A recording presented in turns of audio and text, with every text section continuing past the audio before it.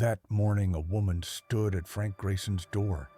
Her face was exactly his dead wife's face. Same green eyes, same trembling voice, same fearful gaze. 3 riders were approaching from behind. But Frank didn't know who this woman was or why ghosts were returning after 5 years. Frank Grayson was a former marshal.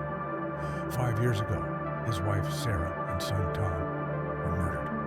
The killers, the Dalton Gang, were never caught. Frank threw away his badge, retreated to the mountains, spoke to no one. Days cutting wood, nights drinking whiskey, until Ellen Morrison appeared at his door. Marshal Grayson, not anymore. The Dalton Gang is coming to kill me, and you know them. Frank's axe dropped to the ground. 5 years ago, he'd heard the same name of the men who killed his own family. Ellen Morrison's story was simple. Her brother was a bank guard in Denver. The Dalton Gang robbed the bank, killed her brother. Ellen escaped. But Ellen had something. She knew the gang's next target. Gold shipment, Ellen said. My brother knew which train it would come on. Now they know too. Frank looked out the window. 3 riders were watching from a distance. Too late, Frank said. They found you. Ellen's face went pale. What do we do? Frank had imagined this moment for 5 years, coming face to face with the Daltons. The moment of revenge. But now that it was real, he only felt tired. Jake Dalton was waiting for Frank in the saloon. 5 years had changed him. Older, more ruthless, more dangerous. Frank Grayson, retired marshal. What do you want, Jake? Not to talk to you. I want to talk to the woman. Ellen stood behind Frank. Her hands were shaking, but she made no sound. The woman is with me. Jake laughed. Just like your wife, she was with you too. How did you protect her? The words stabbed into Frank like knives. But this time he didn't back down. This time is different. Why? Because this time you won't run. Frank's hand moved to his gun. Because this time I'm ready. That night, Ellen asked Frank, why? Why risk your life for me? Frank didn't answer for a long time, looking at the fire, thinking about the past. 5 years ago, I wasn't there.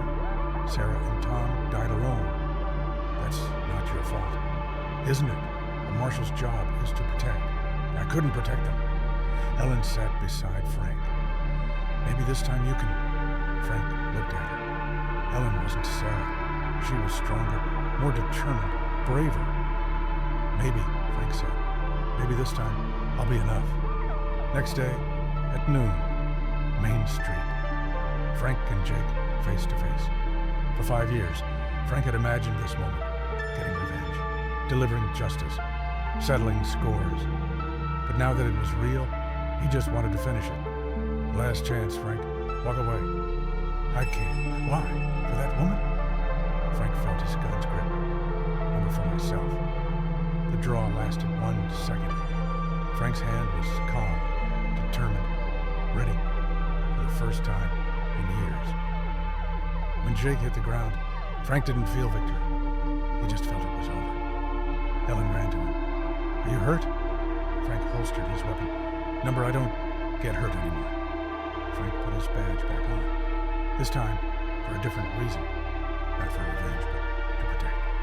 Ellen stayed in town, opened a shop, joined the community, became part of Frank's life. Both had changed. Frank was no longer a prisoner of the past. Ellen was no longer running. On evenings when they sat together, Frank smiled inwardly. Some ghosts aren't meant to be buried. They're meant to teach you to live better than before. Sometimes redemption doesn't come from forgetting the past, but from making peace with it. Subscribe to Western Romance Stories for more tales of second chances, inner peace, and true love.